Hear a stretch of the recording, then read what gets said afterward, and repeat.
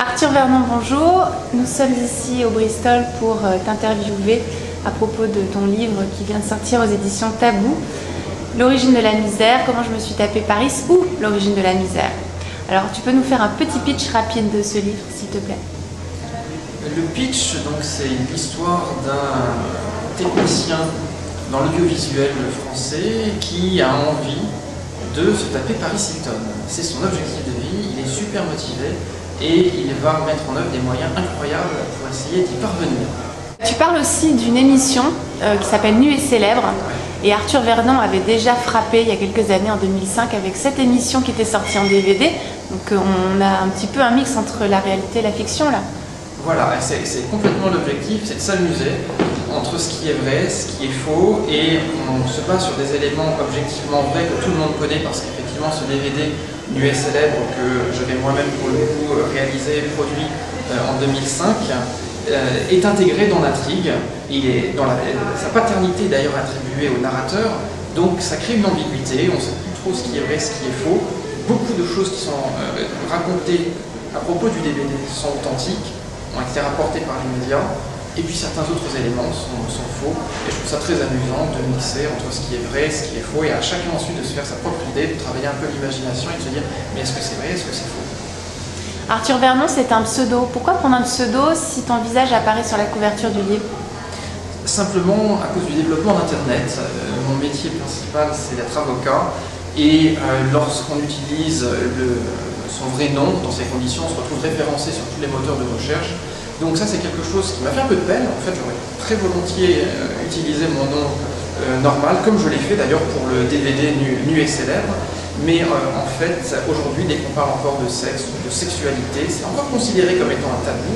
Peut-être d'ailleurs le nom de l'éditeur, des éditions Tabou. Et en conséquence, j'ai dû me protéger un petit peu, et cette protection est passée par l'utilisation d'un pseudonyme. Il y a un vrai message derrière. Le message, c'est de se dire qu'aujourd'hui, la liberté sexuelle, elle est apparente, mais qu'elle n'existe pas.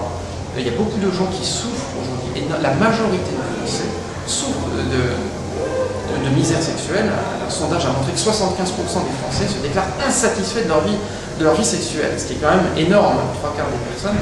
Et on la retrouve partout. On la retrouve pour ceux qui, entre guillemets, n'ont pas de relation sexuelle, mais on la retrouve majoritairement en fait dans les couples établis qui, la société leur dit, vous devez vivre toute votre vie ensemble, avoir un unique partenaire sexuel, et ça c'est quelque chose qui ne fonctionne pas.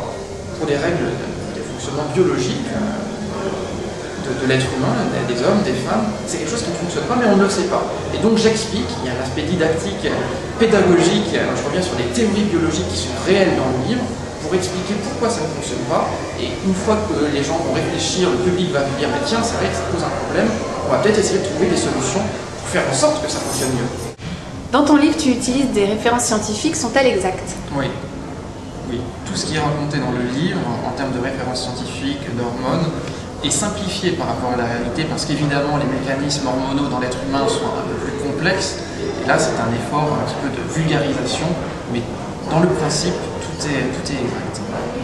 Et c'est vraiment l'un des objectifs du livre d'ailleurs, d'essayer d'apporter un petit peu, de vulgariser davantage ce qu'on trouve. C'est pas du tout quelque chose que j'ai ni inventé ni qui est confidentiel, mais ça se trouve davantage dans des revues ou dans des livres plutôt spécialisés écrits par des neurobiologistes. Tu sèmes des citations au cours du roman qui sont à la fois de Paris Hilton et aussi des petits articles de journaux Presse People. Sont-ils véridiques? Pour la plupart.